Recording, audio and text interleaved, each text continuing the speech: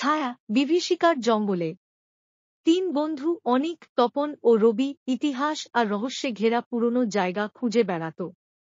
এক রাতে অনিক তার ঠাকুরদার পুরনো আলমারিতে পায় একটি ছেঁড়া মানচিত্র। তাতে লেখা অভিশপ্ত রাজবাড়ি, যেখানে ছায়ারা জেগে থাকে। সেই মানচিত্রে একটি নদী, গভীর জঙ্গল এবং একটি রাজবাড়ির চিহ্ন ছিল। লোভ আর কৌতূহলে তারা ঠিক করল গুপ্তধনের খোঁজে যেতেই হবে।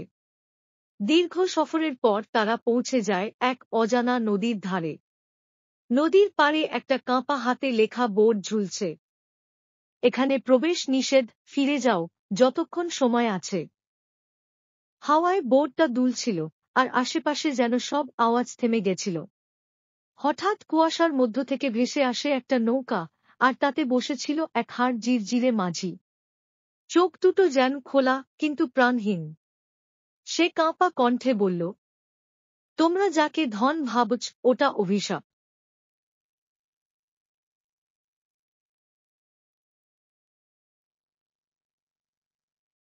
ফিরে যাও। তারা কোনো কথা না শুনে উঠে পড়ে নৌকায়। মাঝ নদীতে পৌঁছাতেই চারপাশে নেমে আসে ঘন কুয়াশা।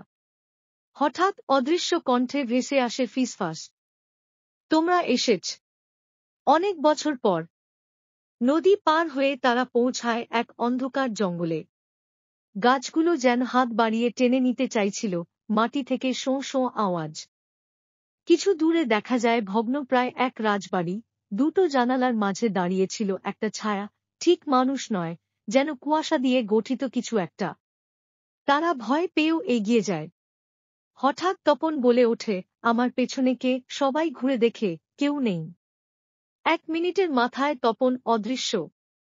কেবল একটা ছেঁড়া স্কার্ফ পড়ে আছে মাটিতে, আর দূরে শোনা যাচ্ছে চাপা হাসি।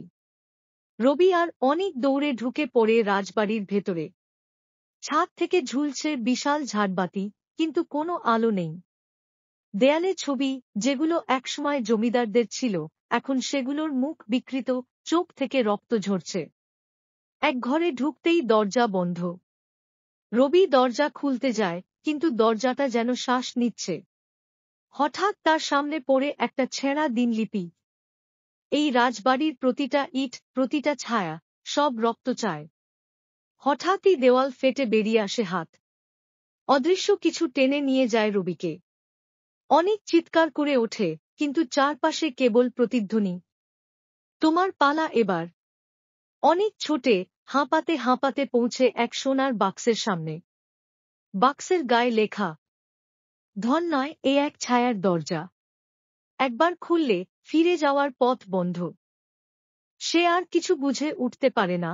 তার ছায়া ভেঙে 2 ভাগ হয়, একটা ছায়া হাসে, আরেকটা কাঁদে। এবং ধীরে ধীরে অনেক মিলিয়ে যায়। আজও রাতে যদি কেউ ভুল করে ওই নদীর ধার দিয়ে যায়, কুয়াশার মধ্যে নৌকা থেকে ভেসে আসে কণ্ঠ, তোমরা এসেছ, এবার তোমাদের পালা। ছায়ারা আবার জেগে উঠবে,